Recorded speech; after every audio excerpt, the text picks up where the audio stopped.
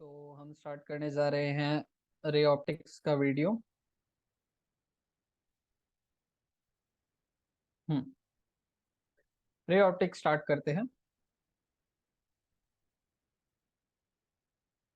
Light is a form of energy which enables to see things around us. Okay, I don't, मुझे नहीं पता तुम्हें fact पता है या नहीं, तो मैं तुम्हें बता देता हूँ कि ये मानकर चलो एक ऑब्जेक्ट है।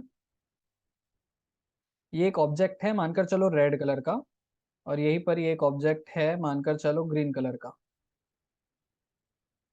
हम नोट्स का रेफरेंस लेंगे जो ये मैम ने बनाया, बिकॉज ये नोट्स बहुत शॉर्ट है। ये मैम का एक्सप्लेनेशन तो सही है, बट द इशू इज वो कुछ चीजों को कुछ ज्यादा ही डीप में एक्सप्लेन कराते हैं और साथ में क्वेश्चन से सॉल्व नहीं कराते हैं। लाइक अगर लेक्चर हम इनका देखेंगे और क्वेश्चन अपने तरीके से सॉल्व करेंगे तो नहीं जमेगा, बट यहाँ पे मैं तुम्हें पढ़ाऊंगा और क्वेश्चन कराते टाइम भी मैं तुम्हें क्वेश्चन कराऊंगा, तो मैं उस चीजों से कनेक्ट करा पाऊंगा कि जो चीजें मैंने पढ़ाई थी।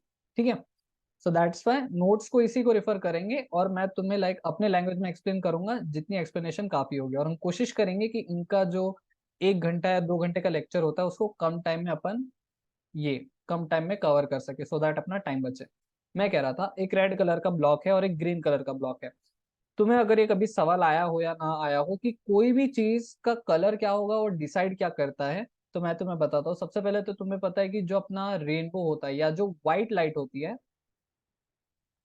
वो एक्चुअली 7 कलर से मिलकर के बनी हुई होती है। That is nothing but VIBGYOR.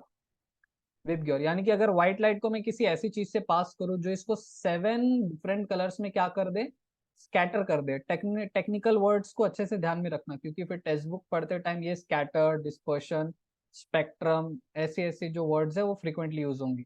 यानी कि व्हाइट लाइट को मैं ऐसी किसी मेथड से अगर स्कैटर करता हूँ, 1 मिनट देना।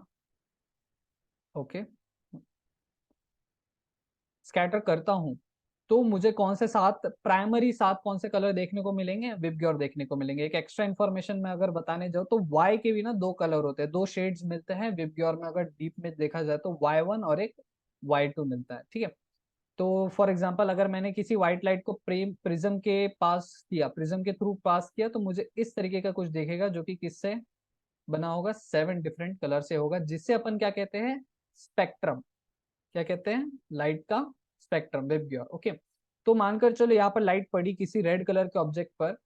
पहली बात, वो ऑब्जेक्ट का खुद का कलर नहीं होता, वो ऑब्जेक्ट मटेरियली वैसा होता है कि वो विबग्योर में से ये जो विबग्योर वाले जितने भी कलर है वो सारी चीजों को क्या कर देता है, वो एब्जॉर्ब कर लेता है। बट ये जो सिर्फ रेड कलर है वो उसको एब्जॉर्ब नहीं कर पाता, इस वजह से वो रेड कलर को क्या करता है, रिफ्लेक्ट करता है, और वो कलर हमें उस ऑब्जेक्ट का देखने को मिलता है। यानी कि किसी भी चीज का कलर डिटरमाइन होता है कि जिसके ऊपर वो लाइट पड़ रही है वो कौन सी लाइट को रिफ्लेक्ट कर रहा है। फॉर एग्जाम्पल मेरा रंग सांवला है, ब्राउन है, तो इट मीन्स मेरी जो स्किन वो कुछ इस तरीके की है, उसका टेक्सचर इस तरीके का है कि वो सिर्फ ब्राउन कलर ही रिफ्लेक्ट करती है, उसके अलावा सारी चीजों को एब्जॉर्ब कर लेती है। अगर कोई गोरा इंसान है तो इट मीन्स उसकी मोस्ट ऑफ द लाइट जो उसके ऊपर पड़ती है वो क्या हो जाती है, रिफ्लेक्ट हो जाती है। बहुत कम लाइट ही वो क्या करता है, एब्जॉर्ब करता है। Same goes with this case कि मैंने यहाँ पर अगर व्हाइट लाइट मारी तो ये क्या करेगा ना, सारी लाइट को एब्जॉर्ब कर लेगा, लेकिन ये सिर्फ ग्रीन लाइट को नहीं एब्जॉर्ब कर पाता, ग्रीन लाइट को रिफ्लेक्ट कर देता है। तो इसलिए अपने को उसकी सरफेस का कलर कैसा दिखता है, ग्रीन दिखता है। This is the main reason behind कि किसी भी चीज का कलर क्या होता है, वो डिटरमाइन कैसे होता है। तो हम बात कर रहे थे लाइट की। Light is a form of energy, हमें पता है, साउंड है, फिर हीट है, लाइट है, ये सब क्या है, एनर्जी के फॉर्म से, which enables us to see things around us, जो कि मैंने अभी एक्सप्लेन करा। Light travels along a straight path, हम सबको पता है। Speed of light is measurable, C यानी स्पीड ऑफ लाइट डिनोट करता है, that is 3 × 10⁸ metre per second. आगे बढ़ते हैं, रिफ्लेक्शन ऑफ लाइट, ये अपन ये वाले वीडियो में मोस्ट प्रोबेबली अपन 10th तक की जितनी भी चीजें अपन ने सीखी है उसी बेसिक्स को कवर करेंगे।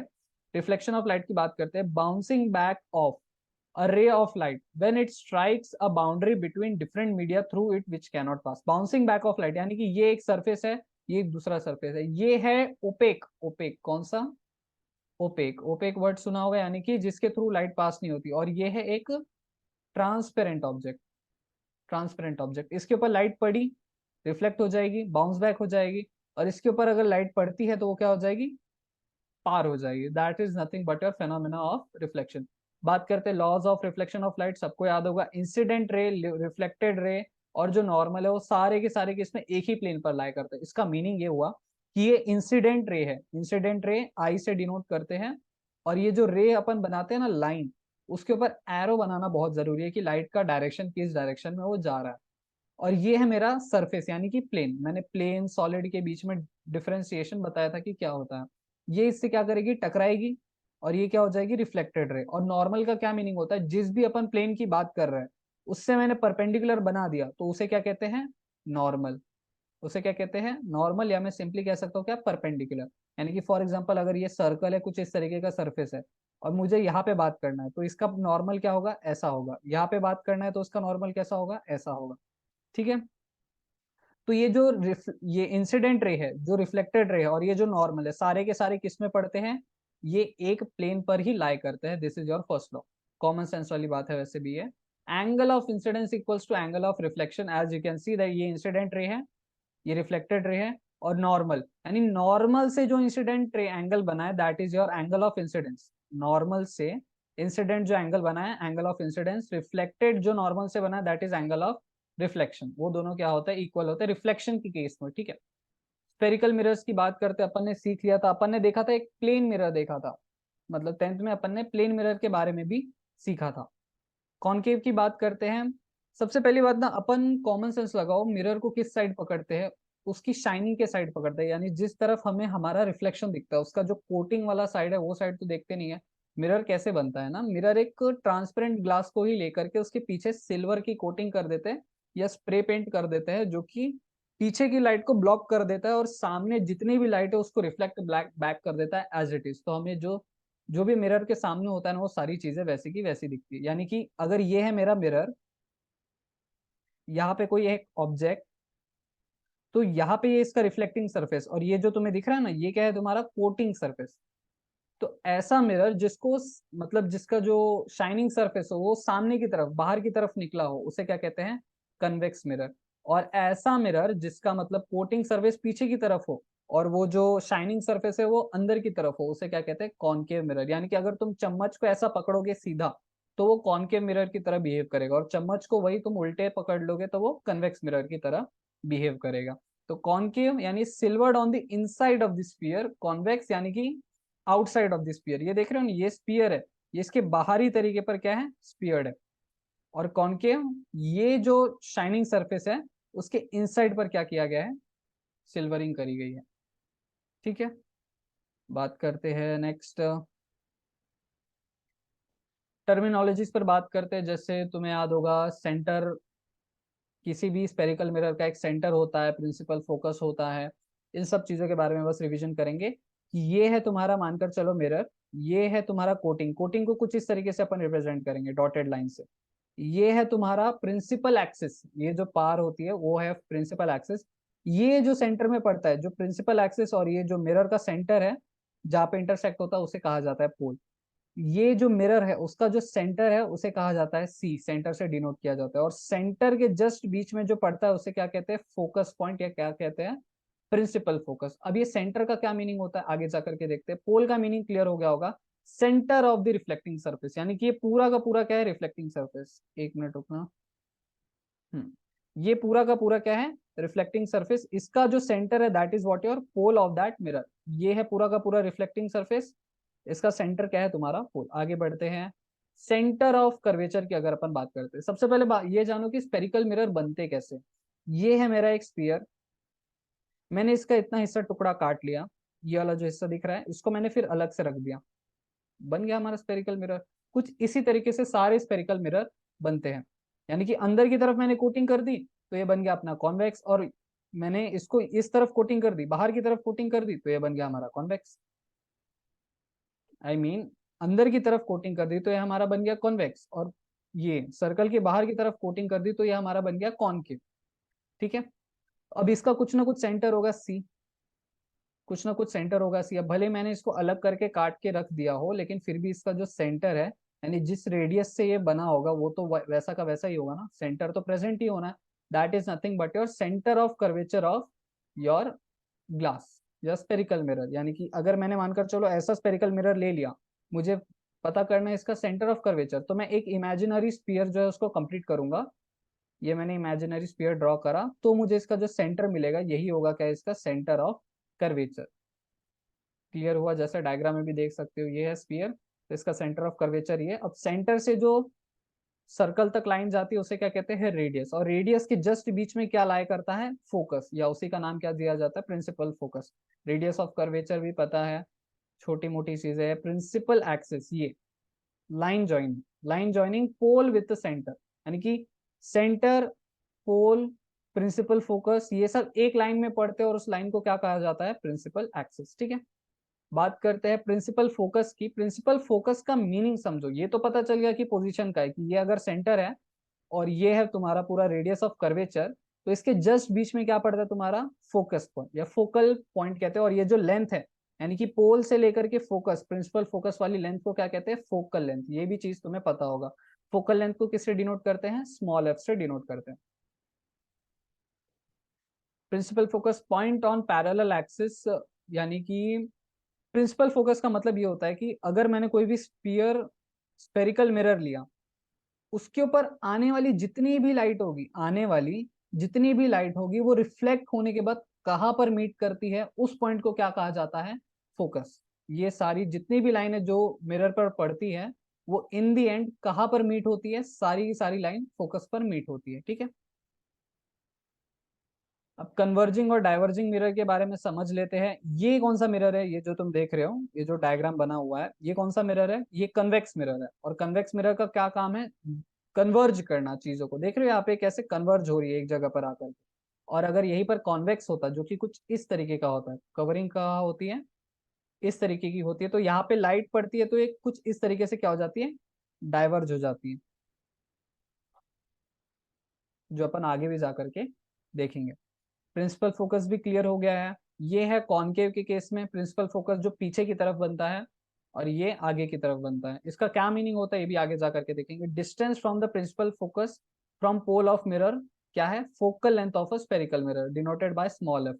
Radius of curvature is double of focal length, यानी कि half of radius of curvature equals to focal length of that mirror. अब रेस के बारे में जानते हैं, real image, virtual image, erect image, diminished image, inverted image का क्या मीनिंग होता है। रियल इमेज का मीनिंग समझो कि जैसे कि अगर मैंने ये देखता हूं, अगर तुम यहाँ पर देखो, ये है तुम्हारा मिरर, यहाँ पे है बंदा खड़ा, यहाँ पे लाइट पड़ी, इमेज यानी कि अगर लाइट इसके इस साइड मिलती, जहां पर जो उसका रिफ्लेक्टिंग सरफेस है उस साइड मिलती या उस साइड बनती, तो हम क्या कहते हैं उसे, रियल इमेज। लेकिन जरा तुम कॉमन सेंस लगाओ, बंदा सामने खड़ा है बट इमेज बन रही है मिरर के पीछे, देख रहे हो यहाँ पे इमेज बन रही है मिरर के पीछे, तो ऐसी इमेज रियल में नहीं एग्जिस्ट करती। इट्स लाइक वो मिरर के अंदर है कुछ इतनी दूरी पर, उसे कहते हैं वर्चुअल इमेज। जैसे कहते हैं ना, मैं तुम्हें कैसे पढ़ा रहा हूँ, वर्चुअली पढ़ा रहा हूँ, तो सेम वे है तो सही, बट क्या है, ऐसा रहता है कि वो मिरर के अंदर इमेज बनता है। बट टॉकिंग अबाउट ये कॉन्वेक्स मिरर्स, उसमें क्या होता है कि जो रियल ऑब्जेक्ट होता है ना, उसी के साइड में अपना रियल इमेज भी बनता है, जिसको अपन प्रोजेक्ट कर सकते हैं। सिंपल भाषा में कहूँ कि अगर किसी को मिरर लेकर के मैं अगर किसी ऑब्जेक्ट को किसी दूसरे सरफेस पर प्रोजेक्ट कर सकूं, तो उसे क्या कहते हैं, रियल इमेज। और प्रोजेक्ट ना कर सकूं, यानी कि वो मिरर के अंदर प्रेजेंट है, तो उसे क्या कहता हूं मैं, वर्चुअल इमेज। क्या मीनिंग होता है इसकी चीजों के बारे में, जब अपन रे डायग्राम देखेंगे ना, वो भी और अच्छे से क्लियर हो जाएगी। वही रे डायग्राम है जो अपन ने 10th तक सीखे थे। तो फिर भी इस नोट्स को रीड कर लेते हैं। Rays originating from point actually meet at another point of reflection, that point is the image of the first point. Real का मीनिंग क्या है कि रेज असल में मिल रही है, रेज असल में मिल रही होती तो उसे क्या कहते हैं, रियल इमेज। बट यहाँ पे रेज जो है वो असल में नहीं मिल रही है।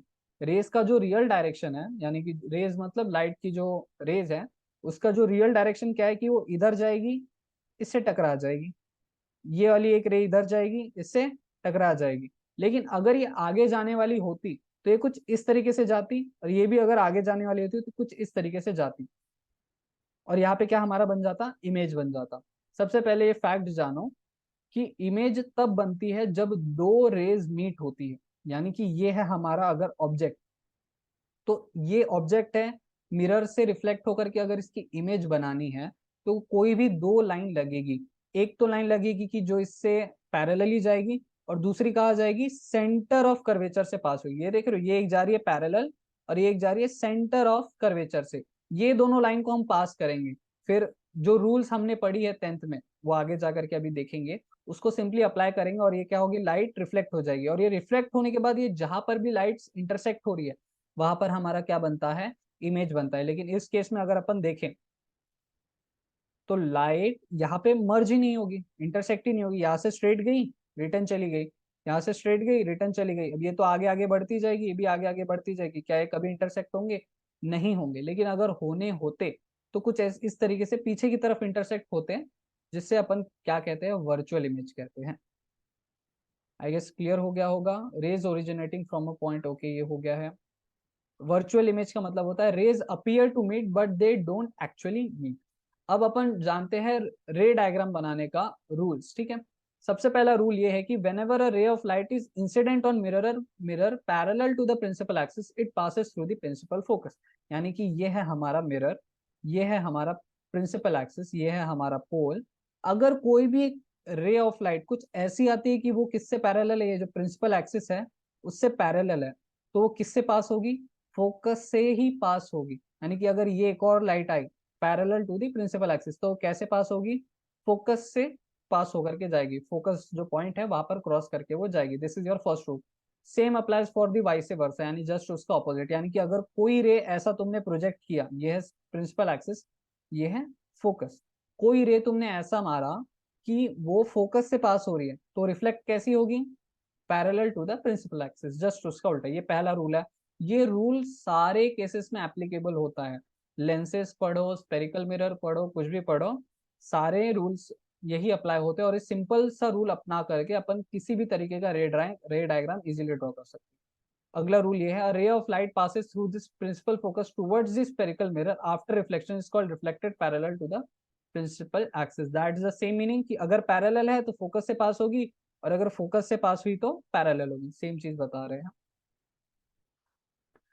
रूल 3 की बात करते हैं, a ray of light which passes through the centre of curvature of a spherical mirror after a ray of light which passes through the center of curvature of a spherical mirror after reflection retraces the same path, that is goes back along the same path। यानी कि अपन ने देखा था कि अगर parallel जाए तो focus से जाए तो पैरेलल हो जाए।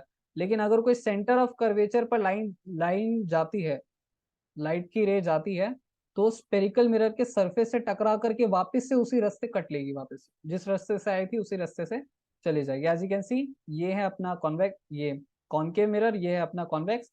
इस तरीके से ये आई, टकरा के रिटर्न चली गई। ये आई, यहां से देखो, यहाँ पे अपने को पता नहीं चला कि ये सेंटर से क्रॉस होनी चाहिए थी यानी, लेकिन अगर इसको यहाँ पे टकराई, रिटर्न चली जाएगी। बट अगर अपन ऐसा अज्यूम करते कि ये आगे की तरफ जाएगी जाएगी, तो अगर ये सेंटर से टकराएगी तो ये रिटर्न चली जाएगी। कि मेरा कहने का मतलब ये है, मैं ड्रॉ करके बताता हूँ। ये है लाइन मैंने ड्रॉ करी, अब ये बस यहाँ पर है। अब ये देख करके हम पता नहीं लगा सकते कि ये इस तरफ जाएगी या इस तरफ जाएगी, वो कौन डिसाइड करेगा, मिरर डिसाइड करेगा। अब अगर हमने, ये तो चली जाएगी पीछे, आगे तो जा नहीं सकती बिकॉज रिफ्लेक्ट हो जाएगी। लेकिन हम एक्स्ट्रा ड्रॉ करेंगे ये पता करने के लिए कि ये फोकस से पास हो रही है, सेंटर से पास हो रही है। फोकस से पास होगी तो पैरेलल ही जाएगी, सेंटर से पास होगी तो वैसे के वैसे रास्ते से चली जाएगी। और अगर उन दोनों के बीच में से जाएगी तो क्या होगा, जो कि अपन आगे रे डायग्राम्स में देखेंगे उसमें समझ आ जाएगा।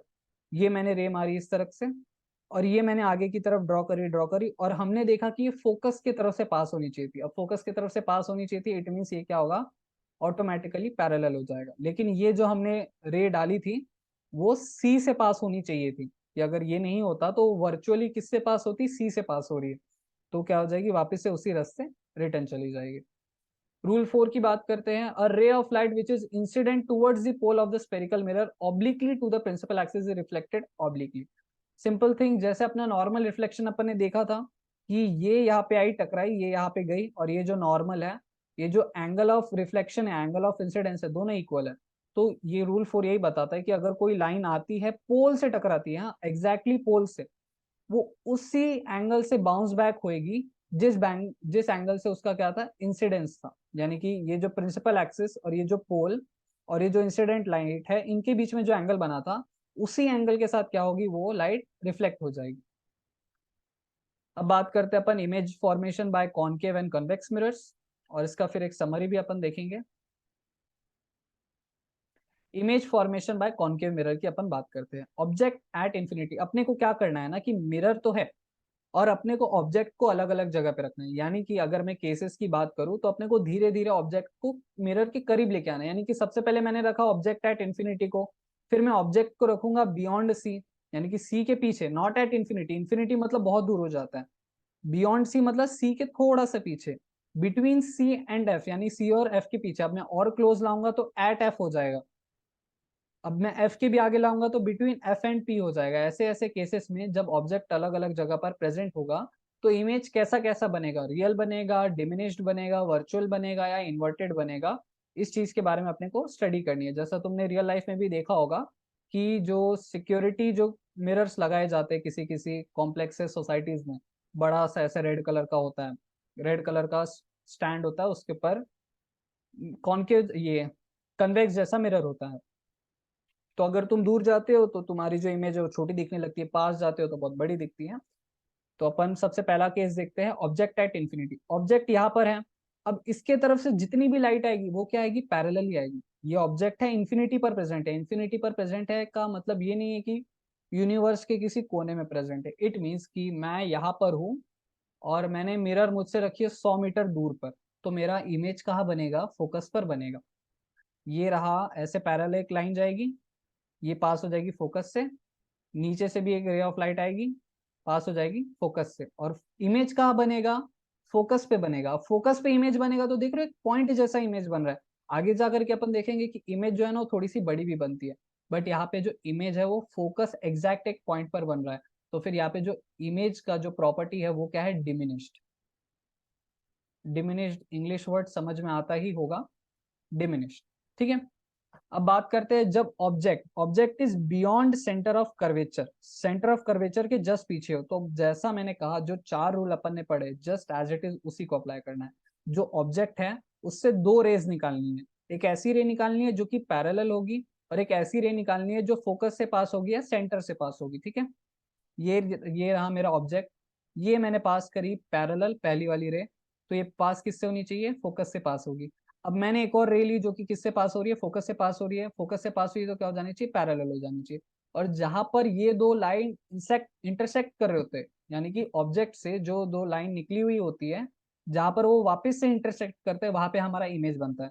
तो ये नीचे की तरफ है तो हमारा इमेज कैसा बनेगा, कुछ उल्टा बनेगा। तो यहाँ पे इमेज की प्रॉपर्टी क्या हो जाएगी, अभी पहली बात तो ये इमेज कैसा बना है, रियल इमेज बना है। अगर इमेज यहाँ पर बनता कुछ इस तरीके का तो ये क्या हो जाता, वर्चुअल इमेज हो जाता।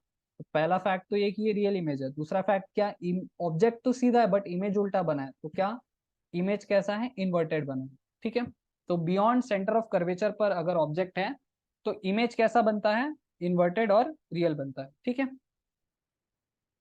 अब बात करते हैं अपन object at centre of curvature. पहले इंफिनिटी पे था, अब इंफिनिटी पे से क्लोज लाया यानी जस्ट सेंटर ऑफ कर्वेचर के पीछे। अब एग्जैक्ट सेंटर ऑफ कर्वेचर पर प्रेजेंट होगा तो इमेज कैसा दिखेगा वो देखते हैं। ये रहा अपना ऑब्जेक्ट, इससे एक रे निकली पैरेलली, जैसा मैंने कहा पैरेलल निकालेंगे, पैरेलल है तो फोकस से पास होगी। अब अगला रे निकालेंगे जो कि फोकस से पास होगी, फोकस से पास हुई है तो पैरेलल होगी, फोकस से पास हुई है तो पैरेलल होगी। तो देख रहे हो यहाँ पर ये इंटरसेक्ट हो रही है, जस्ट इसका ऑपोजिट, यानी जो ऑब्जेक्ट है वहीं पर ही लाइन इंटरसेक्ट हुई है, बट क्या हुआ है, इमेज जो ऑब्जेक्ट के अकॉर्डिंग ऑपोजिट बनी है, इन्वर्टेड बनी है। तो इमेज तो रियल है दिख रहा है हमें, इन्वर्टेड बनी है उल्टा। और एक और नोट करने वाली बात है कि साइज जो है ऑब्जेक्ट का वो बिल्कुल ऑब्जेक्ट की जितना ही बना है, यानी इमेज जो है वो ऑब्जेक्ट की साइज जितना ही बना है। यहाँ पर अपन देख रहे थे, यहाँ पर as you can see object इतना बड़ा है बट इमेज इतना है, यानी कि इमेज ऑब्जेक्ट से क्या है, छोटा है। इसमें क्या था, इमेज तो डिमिनिश था, बिल्कुल एक पॉइंट जितना, अच्छे से दिखेगा भी नहीं तुम्हें अगर आपको तुम फोकस पर आते हो तो। ऑब्जेक्ट अगर सेंटर ऑफ कर्वेचर है तो फिर जो इमेज है रियल बनेगी, उल्टी बनेगी, और जो ऑब्जेक्ट की साइज है उतनी ही बनेगी। अब अपन ऑब्जेक्ट को थोड़ा और पास लाते हैं, सेंटर ऑफ कर्वेचर के थोड़ा और आगे लेके जाते हैं। सेंटर ऑफ कर्वेचर और फोकस के बीच में रख के देखते हैं क्या होना। ये है ऑब्जेक्ट, पैरेलल एक लाइन देंगे, एक पैरेलल लाइन बनाई, ये पास हुई फोकस से, ये एक फोकस से लाइन बनाई, पास हुई पैरेलली, यहाँ पर देखो इंटरसेक्ट हो रहा। बस हमें यही करना है, ऑब्जेक्ट को अलग अलग जगह पे रखना है जहाँ पे क्वेश्चन पर मेंशन्ड है, एक लाइन बनानी है पैरेलल, एक लाइन बनानी है फोकस से, जो रूल सीखे उसे अप्लाई करना है, और जहां पर वापस से लाइन इंटरसेक्ट हो रही है वहां पर तुम्हारा इमेज बनेगा।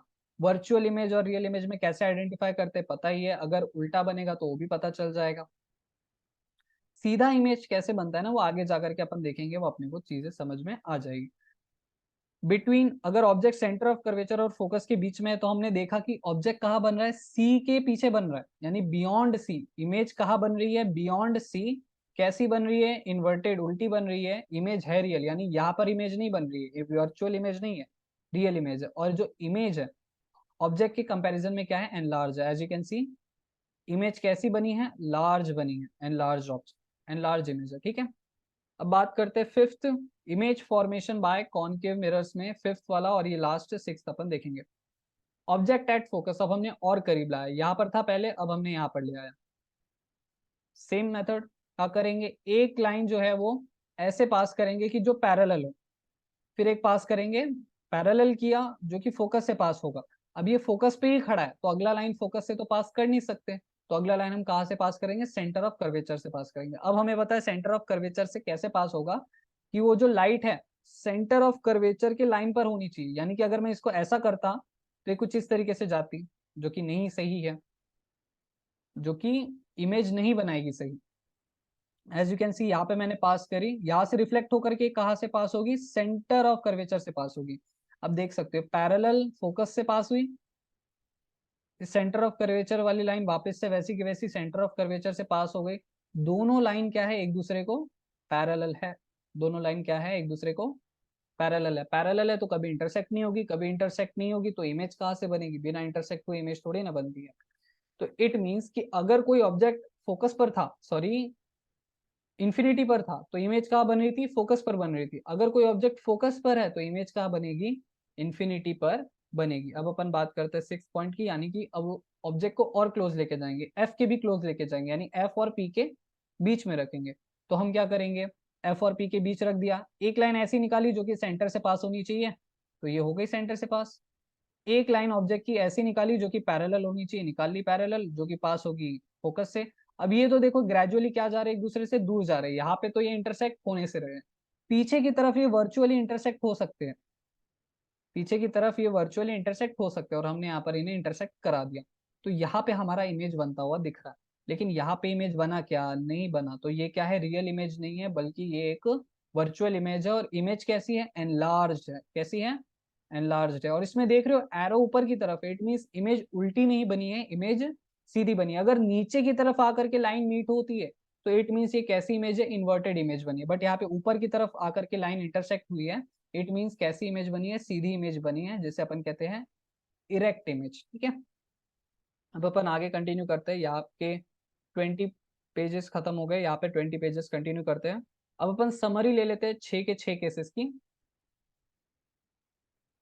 अगर इन्फिनिटी पर था तो फोकस पर बनता था, रियल और इन्वर्टेड इमेज थी, और जो इमेज का साइज था वो क्या था, डिमिनिश था। ये चीजें उतनी याद रखने की जरूरत नहीं है, बिकॉज क्वेश्चन इससे भी डिफिकल्ट आते हैं, जैसे लेंसेज वगैरह पर क्वेश्चन आ जाएंगे।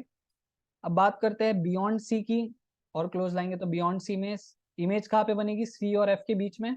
इमेज कैसी बनेगी, रियल और इन्वर्टेड बनेगी। एट सी पर ही बनेगी। ये diminished, same size, enlarge, enlarge पर फोकस करना। तो as you can see table खाली हो गई है, इस टेबल को लिख करके इसे याद करना बहुत जरूरी है। ठीक है, लेट्स कंटिन्यू। अब देखते हैं कॉन्वेक्स मिरर। कॉनकेव मिरर तो अपन ने देख लिया, कॉनकेव मिरर का इमेज फॉर्मेशन देख लिया। अब कॉन्वेक्स मिरर का इमेज फॉर्मेशन देखते हैं। बाहर की तरफ शाइनिंग सरफेस है कॉन्वेक्स, अंदर की तरफ शाइनिंग सरफेस है तो कॉनकेव। अगर ऑब्जेक्ट इन्फिनिटी पर है तो अभी सबसे पहले ये जानो, इसमें ज्यादा केसेस इसलिए नहीं है क्योंकि ऑब्जेक्ट को कहाँ रखेंगे, ये जो शाइनिंग सरफेस है उसके सामने ही रखेंगे ना। पीछे इसका फोकस और सेंटर ऑफ कर्वेचर वगैरह जो कुछ भी पड़ता है पीछे रखेंगे, तो इमेज कहाँ से बनेगी। तो पहले तो मैं क्या करूंगा, इमेज इन्फिनिटी पे रखूंगा, यहाँ से एक लाइन जाएगी, पैरेलल गई है, तो फोकस से पास होनी चाहिए। अब कैसे पता चलेगा फोकस से पास हुई या नहीं हुई है, हम एक वर्चुअल लाइन ड्रॉ करेंगे, और यहाँ पे मैंने एक वर्चुअल लाइन ड्रॉ कर दी है। वर्चुअल लाइन ड्रॉ करी तो ये फोकस से पास होगी कुछ इस तरीके से।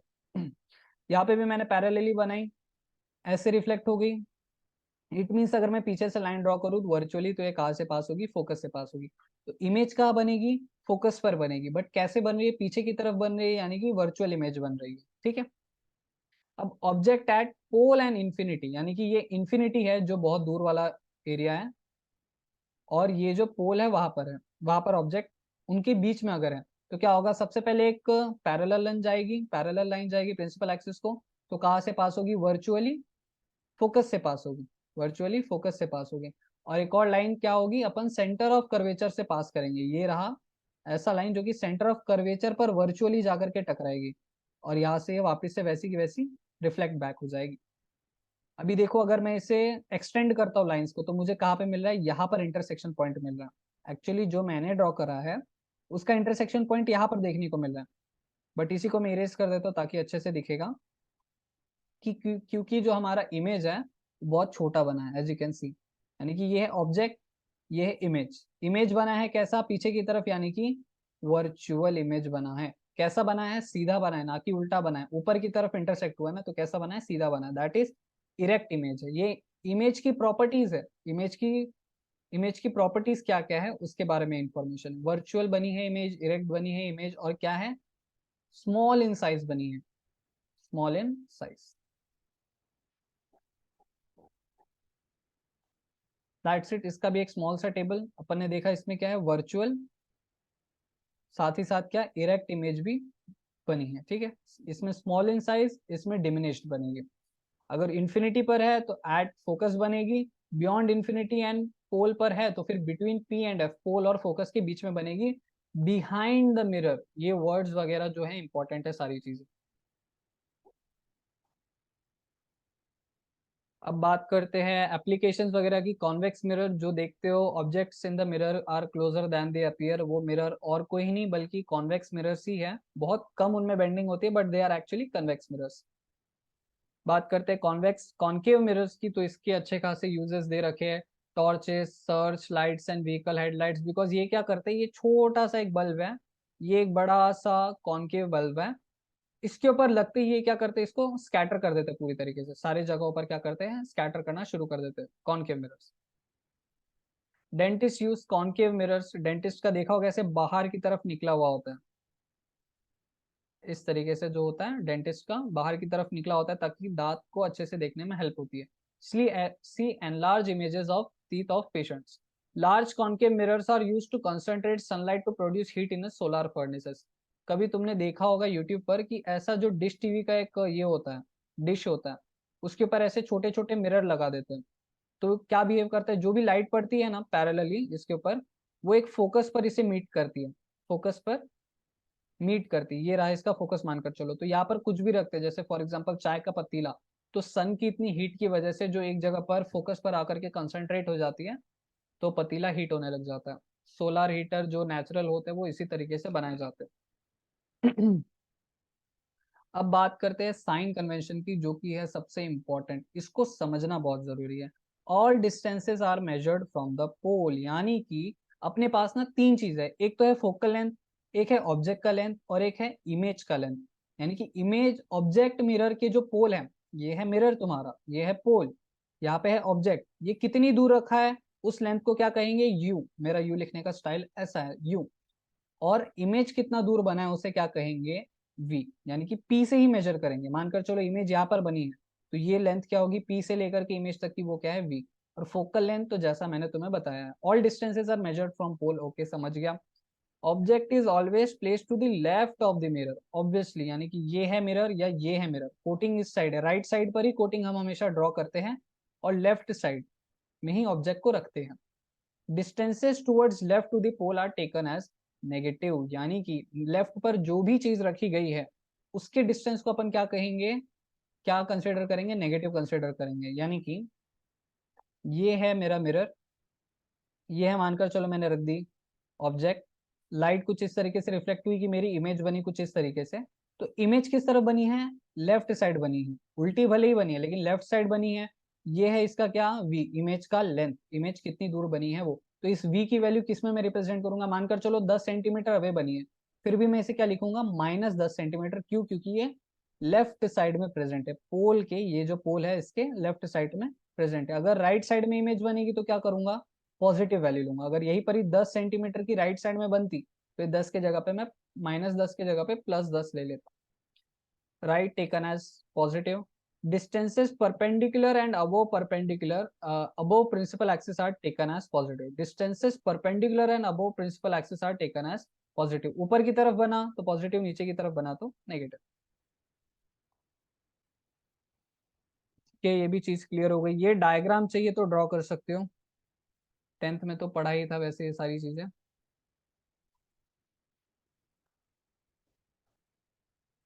अब मिरर इक्वेशन भी अपन ने पढ़ रखी है, 1/u + 1/v equals to 1/f, यानी कितना दूर ऑब्जेक्ट है उसका रेसिप्रोकल का एडिशन, किससे कितना दूर इमेज बनी है उसका रेसिप्रोकल का एडिशन से हमें क्या मिलेगा, फोकल लेंथ के रेसिप्रोकल का वैल्यू मिलेगा। इसका यूज करके अपन अगर u पता है v पता है f निकाल लो, f पता है v पता है u निकाल लो।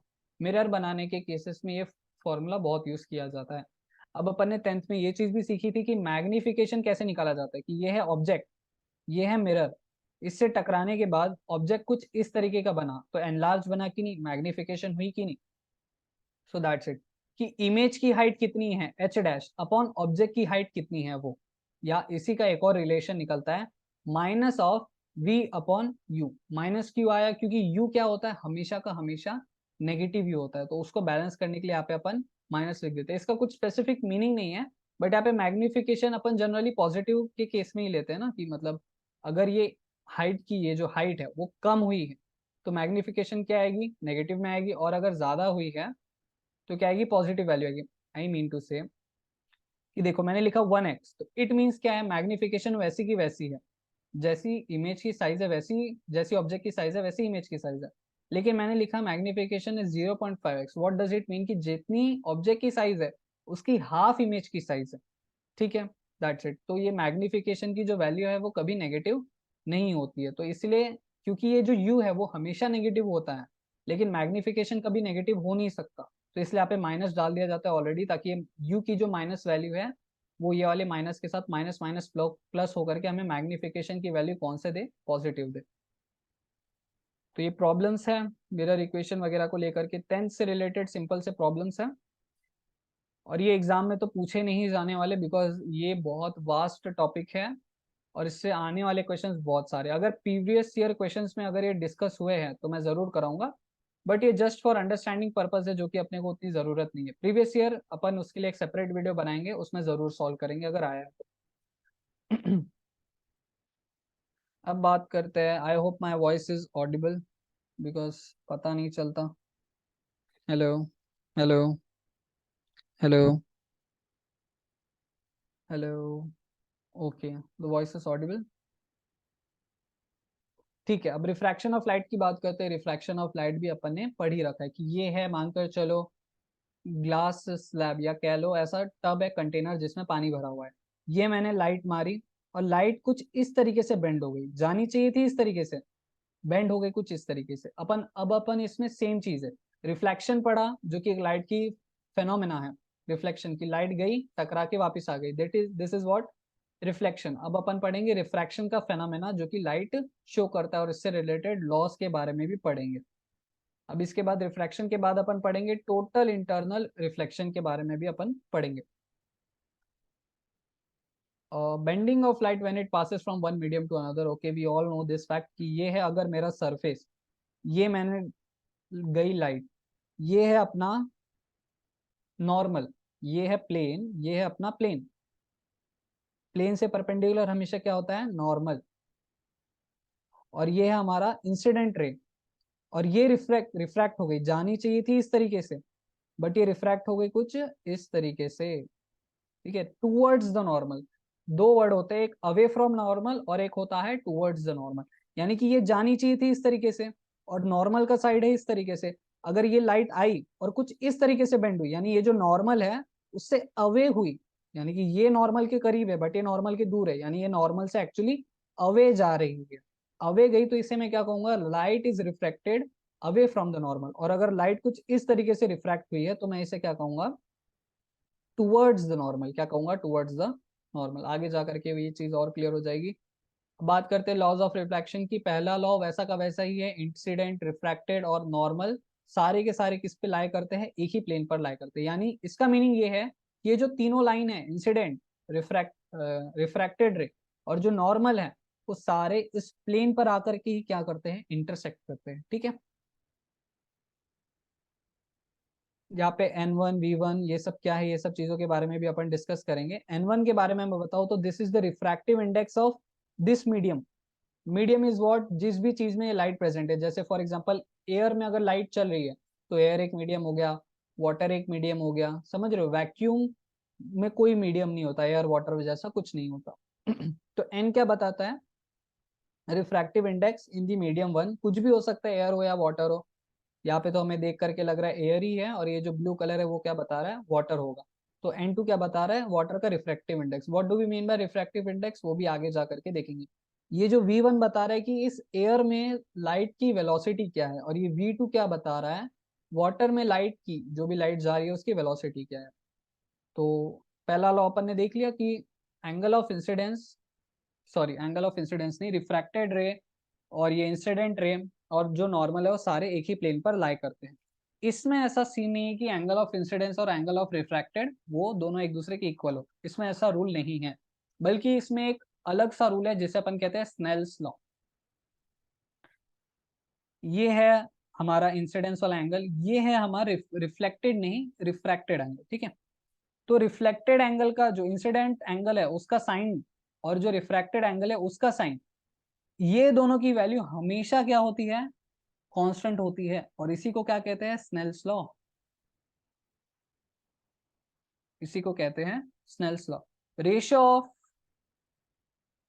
Ratio of sine of angle of incidence, ratio of sine of angle of incidence to the sine of angle of refraction is a constant for a specific light of a specific color and for a specific pair of media। ऐसा इसलिए बोला जा रहा है कि अलग अलग light के हिसाब से उनकी स्पीड भी अलग अलग होगी, मीडियम चेंज होने से मीडियम भी अलग अलग होगा। लेकिन अगर बाकी सारी कंडीशन वैसी की वैसी रखी जाए तो ये एंगल को तुम कैसे भी मोड़ लो, कि फॉर एग्जांपल इंसिडेंट रे को तुम यहाँ पर कर लो, यहाँ पर कर लो, तो रे कुछ इस तरीके से बनेगी। लेकिन जो भी होगा एंगल जितनी भी बनेगी, उसका साइन का मैं अगर साइन आई लेता हूँ और साइन आर लेता हूँ, किसी भी केस में उन दोनों का जो रेशियो है वो हमेशा क्या आएगा, एक कांस्टेंट ही आएगा। ठीक है, कांस्टेंट ही आने वाला है। रिफ्रैक्टिव इंडेक्स एंड ऑल पर अपन नेक्स्ट वीडियो में बात, ओके आई गेस थोड़ा सा ही बचा है। Okay let's cover this topic, फिर नेक्स्ट वीडियो में अपन रे ऑप्टिक्स में आगे बढ़ेंगे। ठीक है, ये भी सारी चीजें 10th तक की ही है। रिफ्रैक्टिव इंडेक्स जो अभी पढ़ाने जा रहे हैं वो भी 10th तक की ही बातें हैं।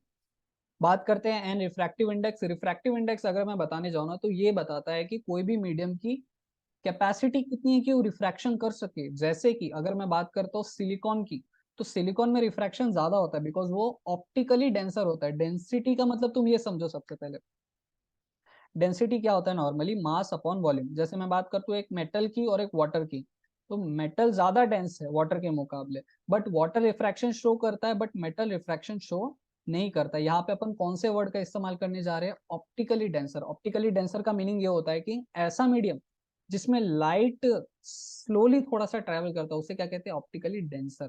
और अगर ऐसा कोई मीडियम है जिसमें लाइट अपनी ओरिजिनल स्पीड से बहुत, मतलब उतनी, लगभग उतनी स्पीड से चलता है, उसे क्या कहते हैं, ऑप्टिकली रेयरर मीडियम। क्या कहते हैं, optically rarer. For example light की स्पीड है 3 × 10⁻⁸ अभी एक ऑप्टिकली रेयरर मीडियम है तो उसमें मैक्सिमम होगी 2.9 हो सकती है मानकर चलो, जो कि बहुत रेयर है बिकॉज इतना कम डिक्रीज नहीं हो सकता। स्पीड, लाइट की स्पीड बहुत तेज होती है। ठीक है, लेकिन वही मैंने मानकर चलो ऑप्टिकली डेंसर की बात करी तो वो 2.7 या 2.8 तक कर सकती है। तो ये वाले के कंपैरिजन में मैं कह सकता हूँ कि ये जो है वो क्या है, ऑप्टिकली ज्यादा क्या है, डेंसर है। जैसे फॉर एग्जांपल मैं वाटर और ग्लास का कंपैरिजन करूँ तो वाटर ऑप्टिकली रेयरर है ग्लास के कंपैरिजन में, बट वाटर ऑप्टिकली डेंसर है एयर के कंपैरिजन में। आई होप ये फैक्ट क्लियर होगा, पहले से ही 10th में भी ये चीजें पता थी अपने को। तो रिफ्रैक्टिव इंडेक्स क्या करता है, जस्ट मेजर करता है कि रिफ्रैक्शन कितना शो कर सकता है वो। जैसे कि ग्लास का रिफ्रैक्टिव इंडेक्स क्या होगा, वाटर के कंपैरिजन में ज्यादा होगा।